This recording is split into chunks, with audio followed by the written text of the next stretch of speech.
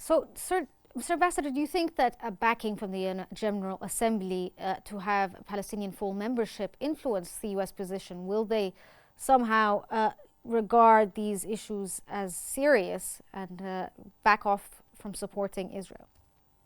We hope so, and it is a protracted process, and it is not a silver bullet solution, but it is step by step, and we see that there is a growing empathy, support, and solidarity with the Palestinian people as a result of, among other things, of this genocidal war against our people, particularly in the Gaza Strip, in which a large number of civilians have been killed. Most of them are children and women, in excess of 42,000 people, and possibly 10,000 more who are under the rubble that we were unable, get to them yet, and more than 100,000 people injured and 2 million displaced in different parts of the Gaza Strip.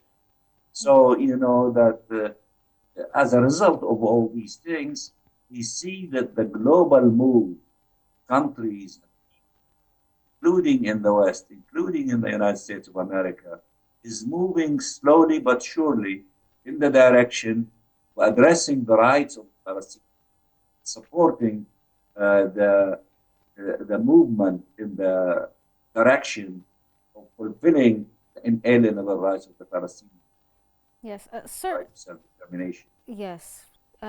Well, as you've said earlier, according to the ICJ, they have recommended or found that Israel is possibly committing genocide, in addition to ICC possibly issuing arrest warrants against members of the Israeli government on account of their conduct in Gaza.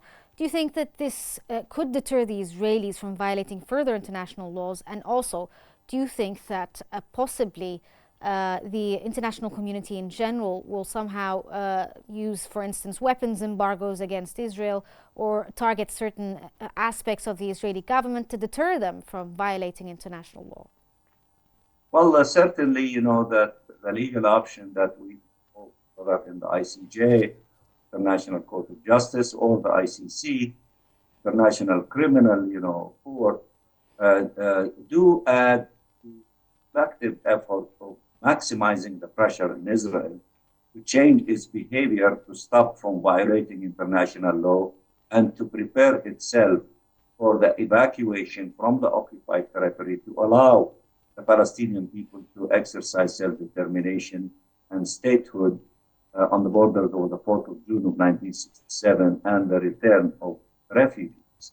But of course, in addition to all these things, we need to resort to additional practical steps, including, sanctions against them, as in the case of South Africa during the period of time of fighting against apartheid. We need to do everything possible and to use all practical steps, including sanctions, so to force them to comply with their obligation under international law and on the basis of relevant UN resolutions, so that we can see change of their illegal behavior and to allow for the beginning of the withdrawal and attainment of the rights of the Palestinians. Okay, if we could sort of move back to Lebanon, Mr. Ambassador, hundreds of thousands of Palestinians currently live in refugee camps in Lebanon, and some of these camps were subjected to Israeli attacks. Are you concerned about the safety of the Palestinian refugee population in Lebanon? I am, of course, I am. This, vicious Israeli government, which demonstrated its character by this genocidal war against our people, particularly in the Gaza Strip, is capable of carrying the same methods in other places, including in Lebanon. This government that is characterizing, the UNRWA, which is the UN agency that looks after the Palestinians as a terrorist organization, wants to negate the existence of the Palestinian question by, among other things, trying to destroy refugee camps, not only in the occupied territory, but also in places like in Lebanon, because they believe that the existence of UNRWA, the existence of refugee camps, keep the Palestine question alive, and they want to negate the Palestine question